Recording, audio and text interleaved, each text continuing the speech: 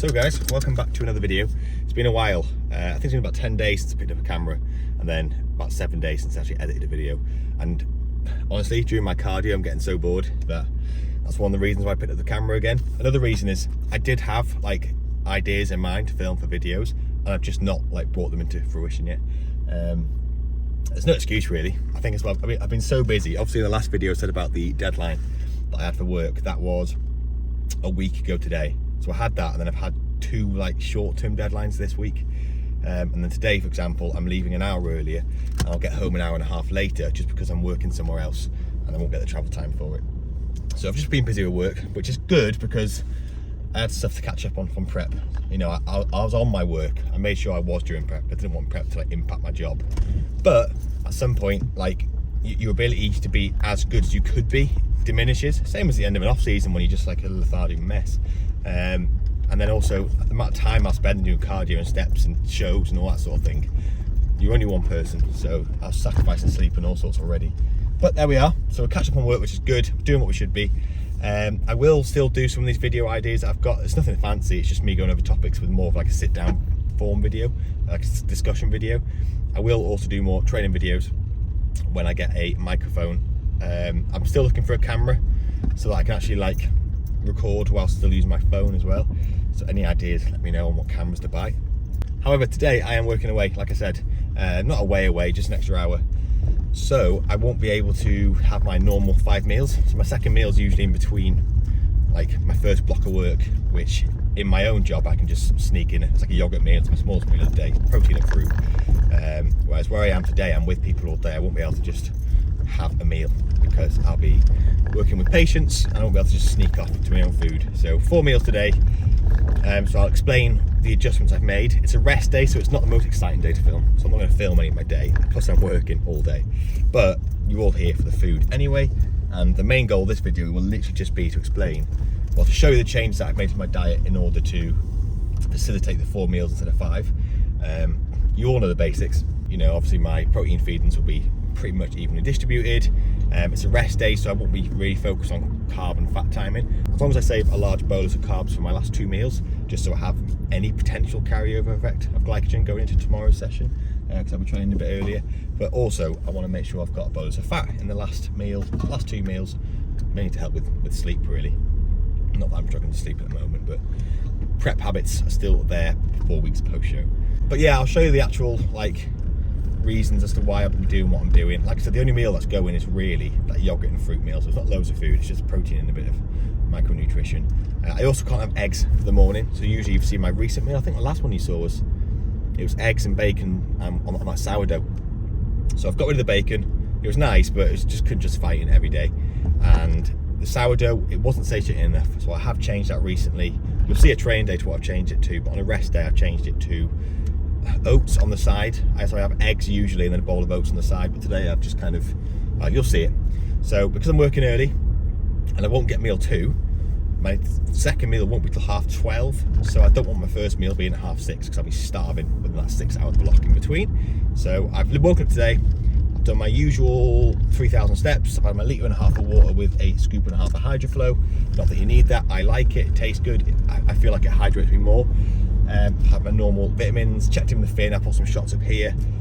4 weeks post show, about 10 pounds up, 11 pounds up on average, so really in a good spot.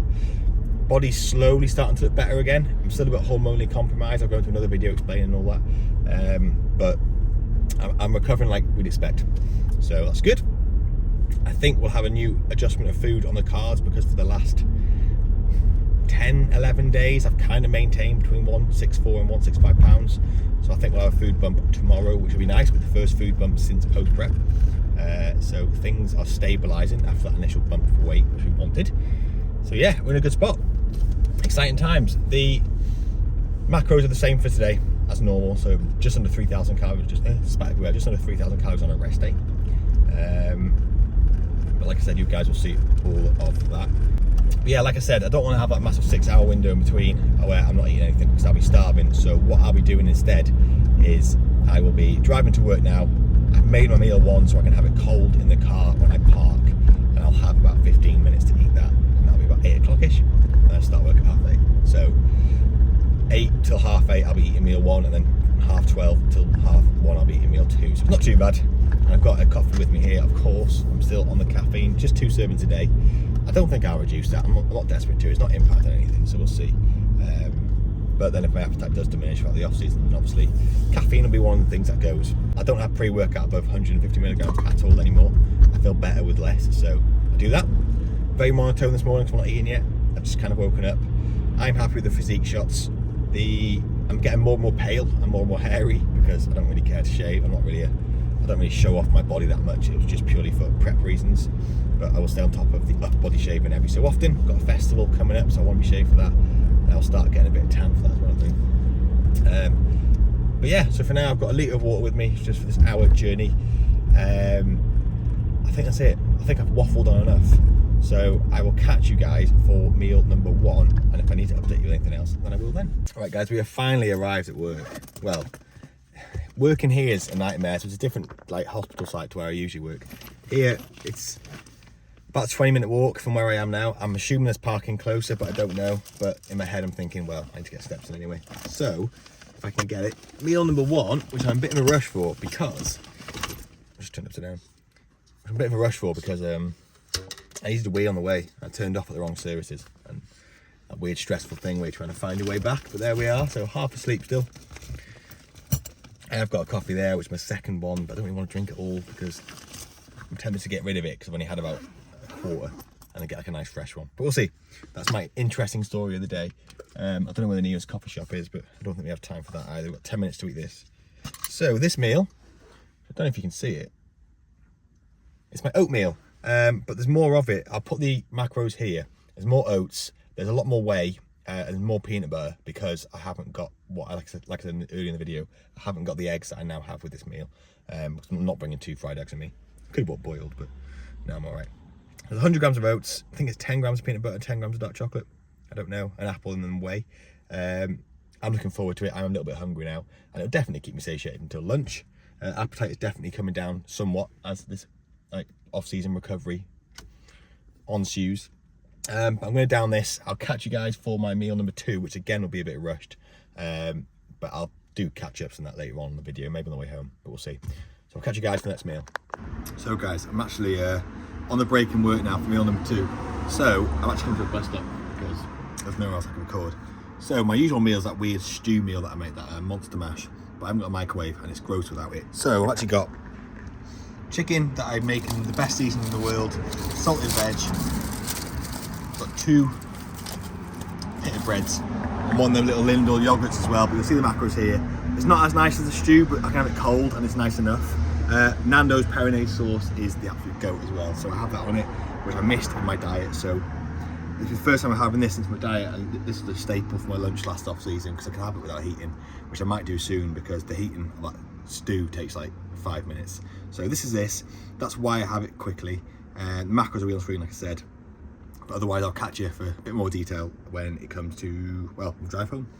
So we are done with work and we are an hour and a half late. And like I said, I'm already in a different place. I'm already in total an extra 2 hours away from home. A bit frustrating, but it's just because the last patient was booked in for 45 minutes and just because of certain circumstances, they ended up taking it 2 hours. But we're out, we're done, all well and good. And I was very, very thirsty. Obviously, I'm still drinking a lot of water after the prep. I'm still drinking about 8 litres of fluid a day. Obviously, my body's used to that. I get enough electrolytes in to compensate for that, and I do enough exercise and sweat and wee enough and all that. So that's my usual. Today, I've only had my usual 1.5 litres of waking up and then 3 litres in work. So, but most of the day, I've only had half of that, so 4 litres. So I was very thirsty, and then I came to my car and actually saw 1.5 litres on the floor that I don't know where it's from. So that was a bit plasticky tasting in the car, which wasn't very nice.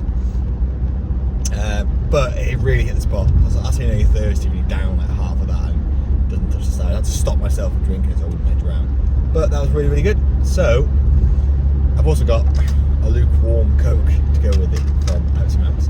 So you saw the chicken pita meal, which is a lot more convenient than just trying to microwave the stew or find a microwave. I only got half an hour for lunch, so trying to find a microwave and all that for a lunch it takes like 5 to 10 minutes to watch the microwave. It wasn't worth the hassle. So chicken and pita bread, pita bread's obviously not as like nutritionally dense as potatoes, not as fibrous, not as satiating, not as high in potassium. The carrots I have anyway, and the broccoli I usually have spinach and red peppers because it digests better. And well, for me, it's got more micronutrients that I need.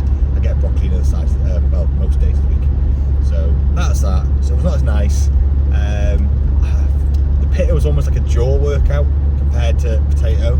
Like I was eating, like trying to eat it really fast. It's like, yeah, I thought I was gonna like break my jaw, but I need to stop moaning because it's nice to actually have food. Whereas last time I had that meal was like no pita, it was just chicken and veg. So beggars can't be choosers.